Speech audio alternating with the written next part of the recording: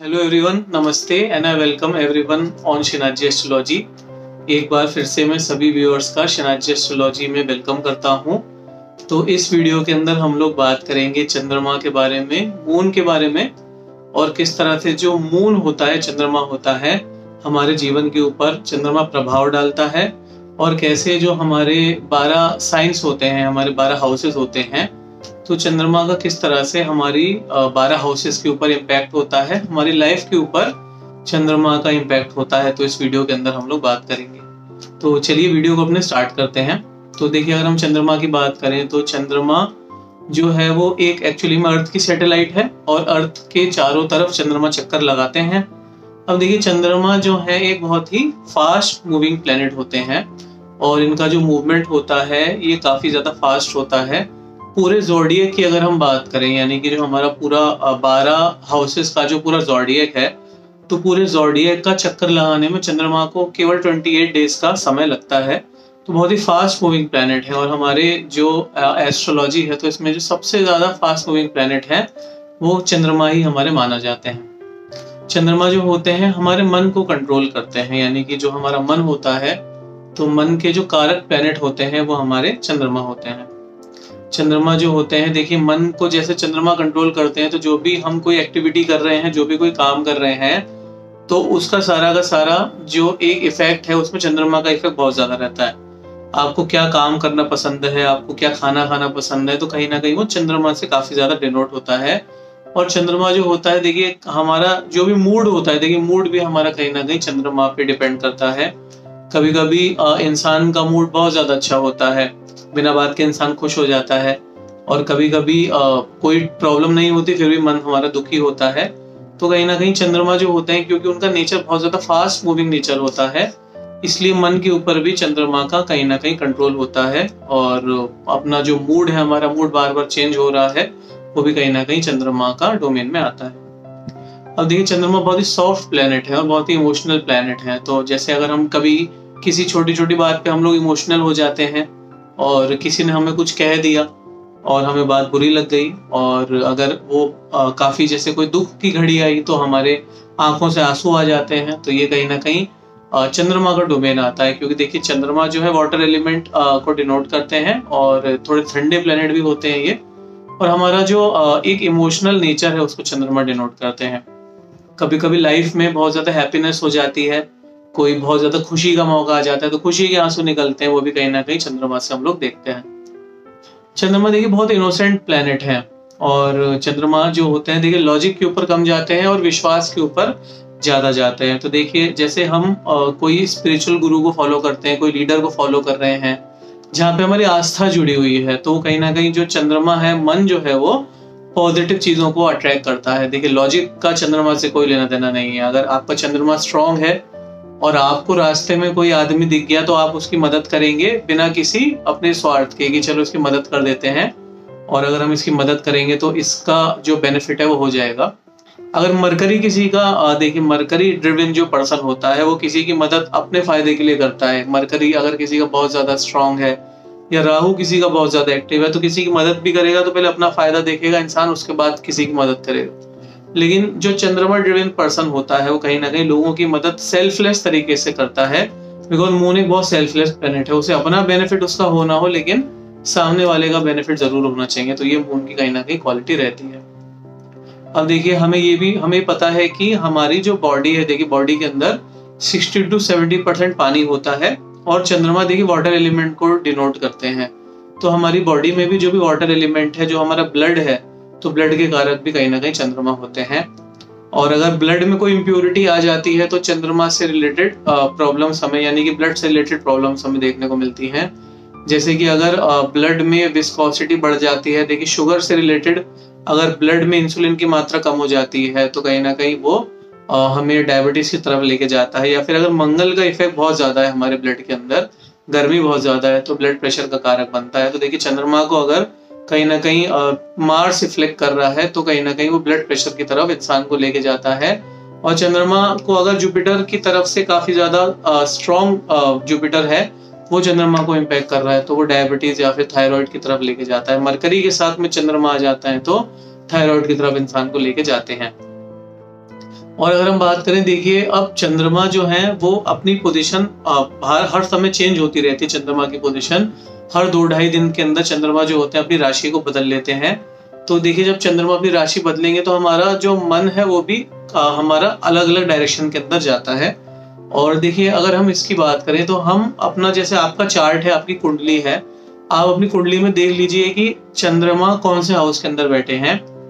तो जब आप चंद्रमा की पोजीशन आपको अगर चेक करनी है कि आपके लिए कौन सा दिन कुछ काम करने के लिए अच्छा रहेगा तो और कौन सा दिन आपके लिए अच्छा नहीं रहेगा, तो आप अपनी कुंडली बना लीजिए। आपकी कुंडली में चंद्रमा जहां पर है, जिस राशि के अंदर है, उसको नोट कर लीजिए और एक आप ट्रांजिट में देख लीजिए कि चंद्रमा कहाँ पे ट्रांजिट कर रहे हैं। तो अगर चंद्रमा का ट्रांजिट आपकी कुंडली से सेम हाउस में हो रहा है, 5th हाउस में हो रहा है, 9th हाउस में हो रहा है, तो आपके लिए ये कुछ भी नया काम करने के लिए या फिर वो दिन आपके लिए काफी ज्यादा अच्छा रहेगा। उस दिन अगर आप कुछ नया काम करते हैं तो आपको काफी बेनिफिट होगा और आपको काफी ज्यादा जो भी काम करेंगे उसके अंदर आपको सक्सेस देखने को मिलेगी।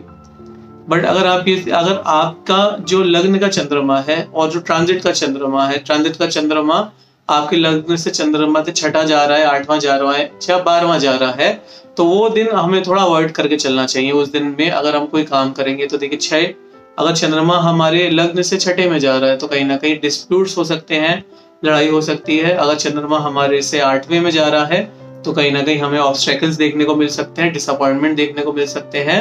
और चंद्रमा अपनी पोजीशन से 12वें में जा रहा है तो हमें कहीं ना कहीं लॉसेस का सामना करना पड़ सकता है।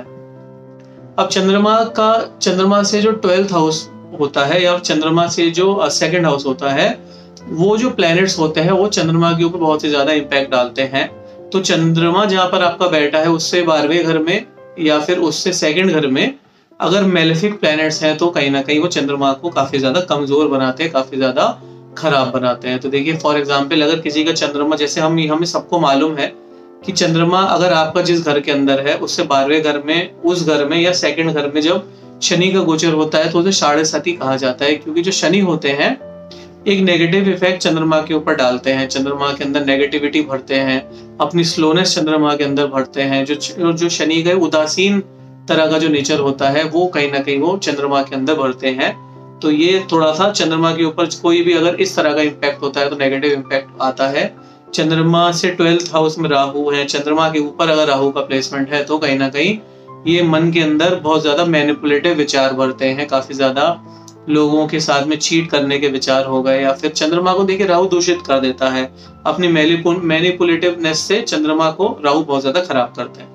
तो ये भी कहीं ना कहीं हमें देखने को मिलता है। चंद्रमा से 2nd हाउस में राहु है तो इंसान का मन फाइनेंस की तरफ ज्यादा रहेगा, अपने पैसे को कमाने के लिए, फाइनेंस को अच्छा करने के लिए इंसान किसी भी हद तक जा सकता है। तो ये भी हमें देखने को मिलता है।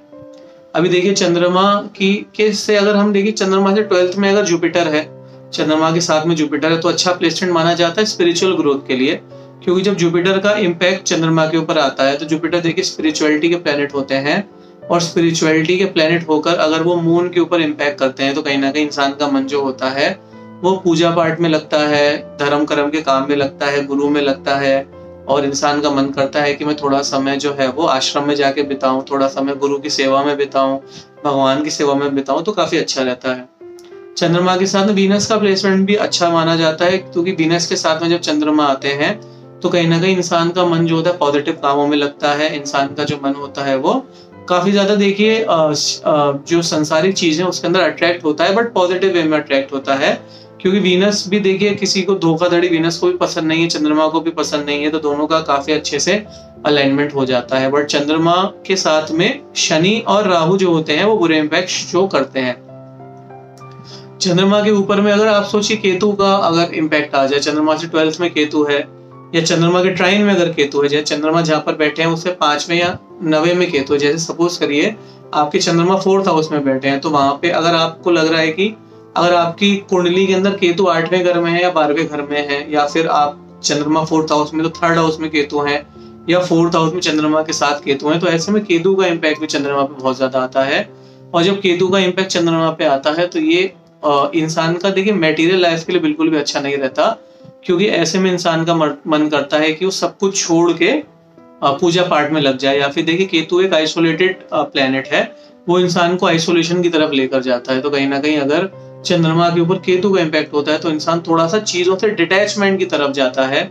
ऐसा इंसान घर में लोगों के साथ बैठना पसंद नहीं करता, अकेले अपने कमरे में बैठ के काम करना पसंद करता है।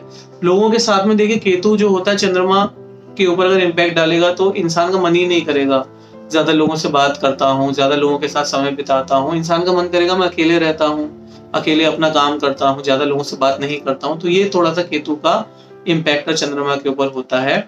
और देखिए केतु और राहु जो होते हैं ये काफी ज्यादा, देखिए ये ऐसी एनर्जीज है जब सूर्य, चंद्रमा और जो अर्थ है वो एक लाइन में आ जाते हैं तो राहु केतु का निर्माण होता है।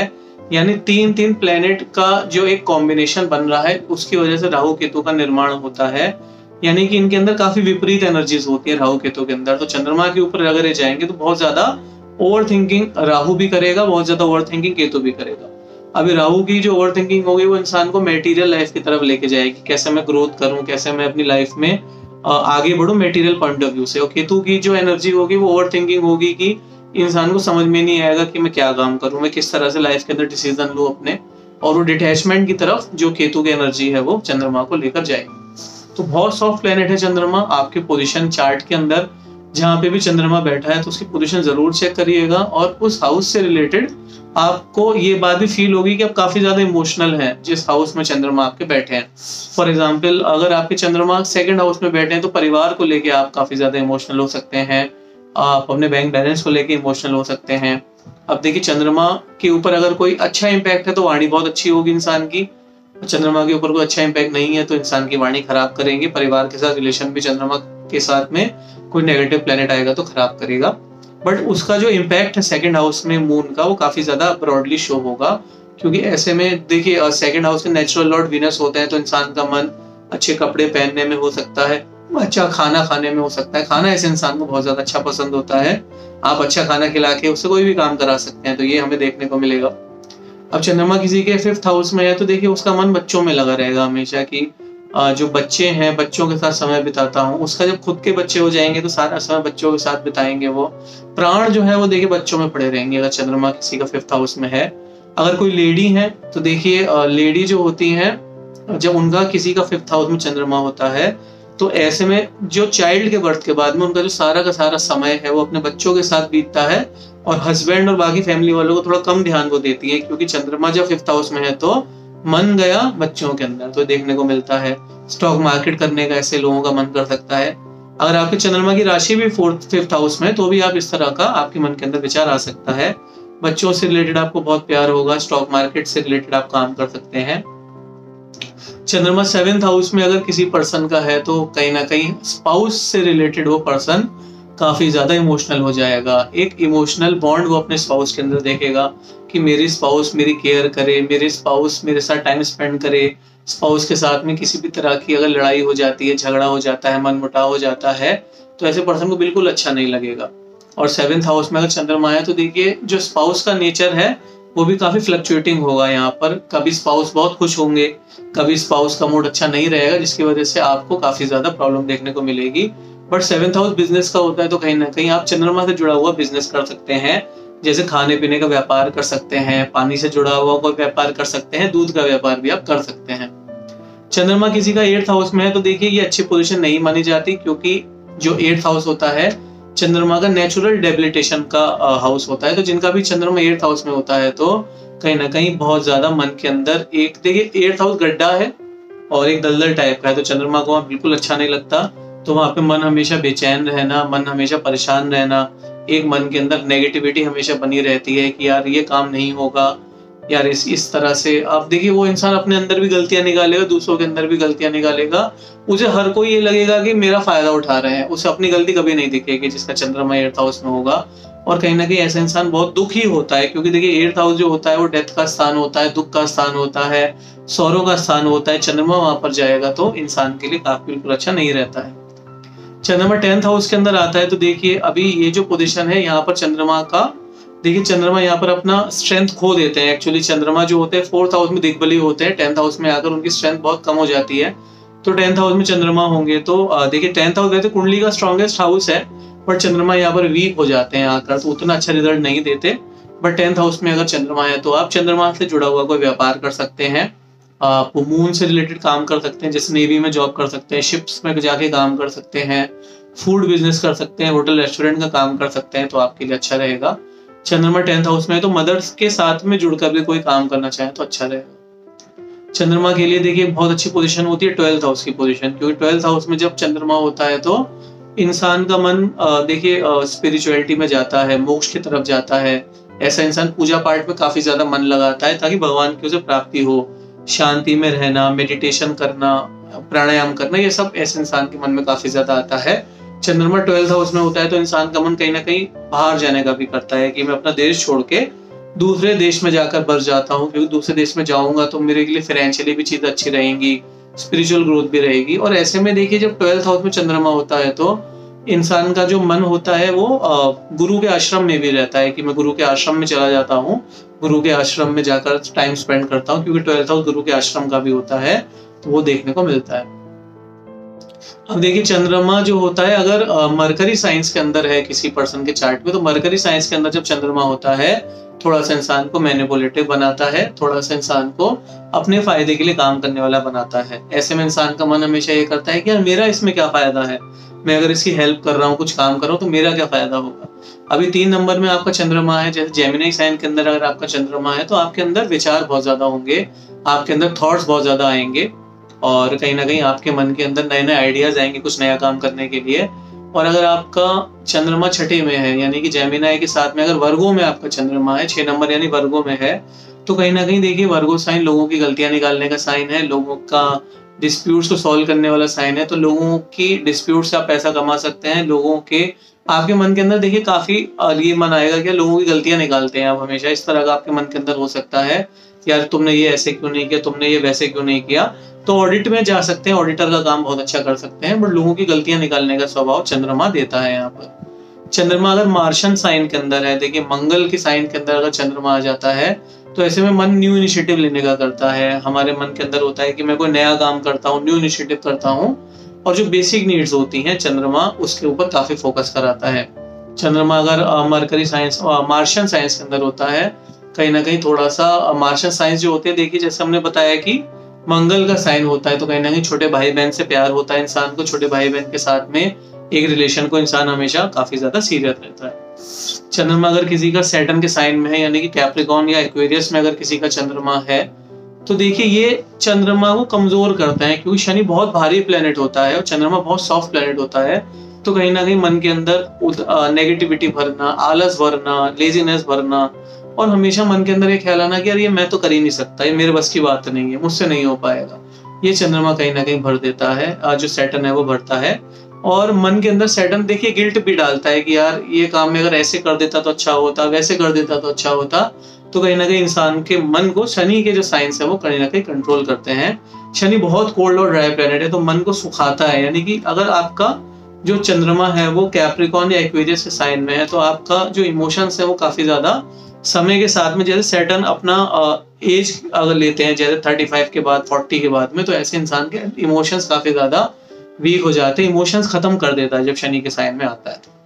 चंद्रमा जुपिटर के साइन में बहुत अच्छा रहता है पूजा पाठ, जैसे अगर सैजिटेरियस में है या फिर पाइसेस में है, पूजा पाठ के लिए बहुत अच्छा है, कुछ भी स्पिरिचुअल गेन्स के लिए बहुत ज्यादा अच्छा रहता है। तो यहाँ पर जो चंद्रमा अच्छा बिहेव करता है, इंसान जो होता है धर्म कर्म में अपना समय व्यतीत करता है, पूजा पाठ में समय व्यतीत करता है। चंद्रमा अगर वीनस के साइंस में है यानी कि टॉरस में है या फिर लीब्रा में है, तो ऐसा पर्सन का जो मन होता है वो नई घड़ी खरीदने के लिए, नए कपड़े खरीदने के लिए, अच्छा खाना खाने के लिए, पैसों में ऐसे इंसान का मन रहता है। मेटीरियल डिजायर्स ऐसे इंसान की बहुत होती हैं और उसको देखिए मेटीरियल चीजों से खुशी भी मिलती है, नई गाड़ी ले लेते हैं, नए कपड़े ले लेते हैं और घर में नया लैंप ले आते हैं, इस तरह के थॉट्स काफी आते हैं। काफी चीजें मतलब नई चीजें ट्राई करते हैं जो कि मेटीरियल कंफर्ट्स की चीजें हैं, मन के अंदर बहुत आती है, जो कि अच्छी चीज है। इंसान अगर देखिए अच्छी लाइफ आपको जीनी है तो अच्छी चीजें आपके पास में होंगी तो अच्छा रहेगा, तो इसमें भी कोई प्रॉब्लम नहीं है। तो इस तरह का देखने को हमें मिलता है। तो देखिए अब प्लैनेट्स के बारे में और डिटेल में हमने हमारी जो रिसेंटली एस्ट्रोलॉजी बुक हमने लॉन्च करी है उसके अंदर आपको डिटेल मिल जाएगी। ऊपर आप इसका पोस्टर भी देख रहे होंगे। और हमारी जो रिसेंटली एस्ट्रोलॉजी बुक है वो हमारी Amazon, फ्लिपकार्ट और अदर प्लेटफॉर्म्स के ऊपर भी पब्लिश हो चुकी है। तो आप अगर हमारी बुक का इंट्रोडक्शन वीडियो देखना चाहते हैं तो आप नीचे दिए गए नंबर पर हमसे बात कर सकते हैं। डिस्क्रिप्शन में इंट्रोडक्टरी वीडियो का लिंक है, उस पर जाकर वीडियो भी देख सकते हैं। और अगर आप हमारी बुक को अमेजन या फ्लिपकार्ट से बाय करना चाहते हैं तो आपको नीचे डिस्क्रिप्शन के अंदर अमेजन फ्लिपकार्ट का लिंक भी मिल जाएगा, वहां से आप हमारी बुक को भी बाय कर सकते हैं।